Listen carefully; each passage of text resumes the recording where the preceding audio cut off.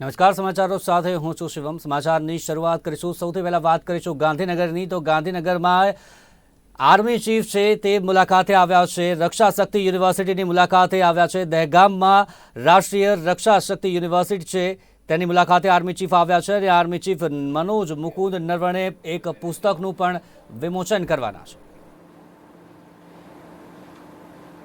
The RRU, of course, has cooperated with us in a number of our initiatives. We have been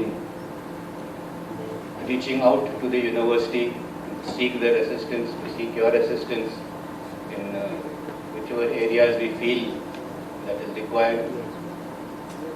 And as I said earlier, I'm sure that many more such avenues would open up which we can take forward.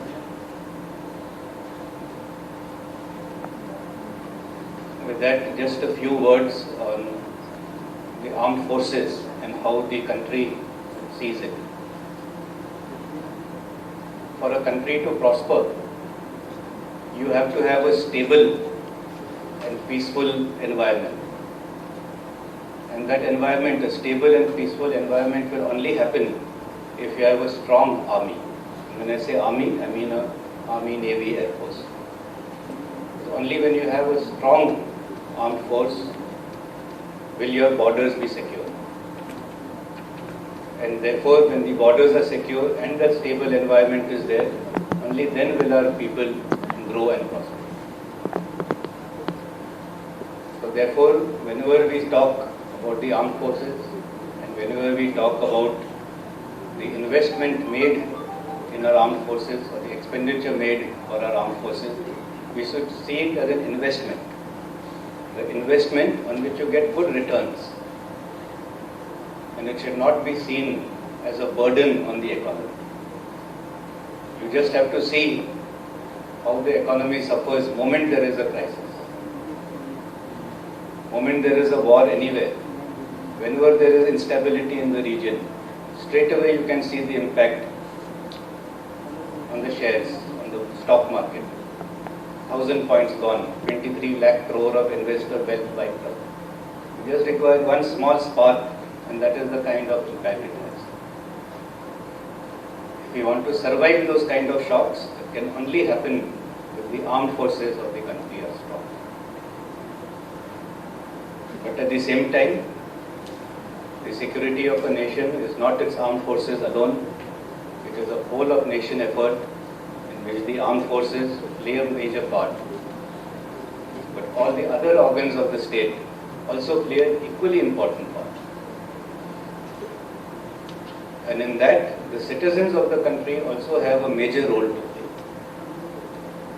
Each one of us is responsible for the security and well-being of our country. And you must keep that in mind. It is not that we are only responsible for it. Yes, we are responsible for the borders. But all of us, wherever we might be, whichever state, whichever town, all of us contribute in some manner or the other to our nation's security. And how do we contribute?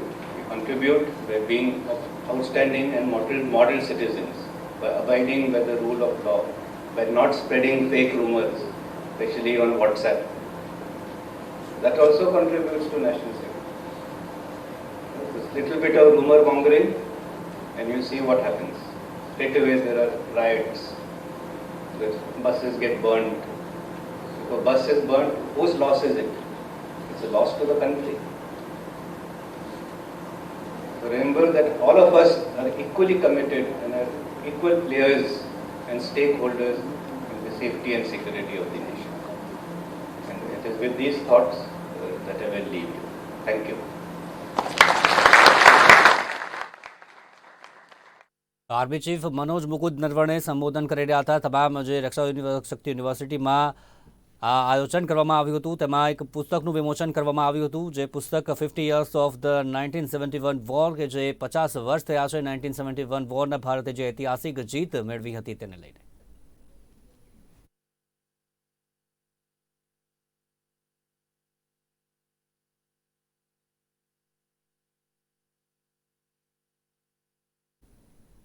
સમાચારમાં આગળ વાત કરીએ સુરતની। તો સુરત જાણે crime city બનવાની હોડમાં હોય તેમ